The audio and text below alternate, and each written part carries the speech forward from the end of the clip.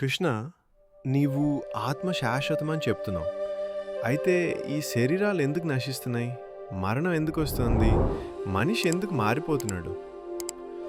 వాసాంసి జీర్ణాని యథా విహాయ నవాని గృహ్ణాతి నరోపరాణి తథా శరీరాన్ని విహాయ జీర్ణాన్యన్యాని సంయాతి నవాని దేహి.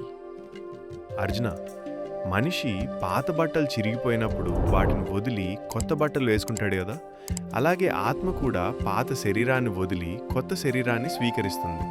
ఇందులో నష్టం లేదు, ఇది సహజమైన మార్పు మాత్రమే. ఇక్కడే గీత చెప్పే జీవిత పాఠం ముగింపు అనేది అంతం కాదు, మార్పుకు ఆరంభం.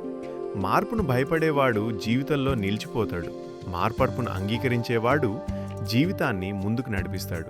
అందుకే అర్జున, శరీరం పోతుందేమో అని ధర్మాన్ని వదలకు. నీవు మారవు, నీవు కొనసాగుతావు.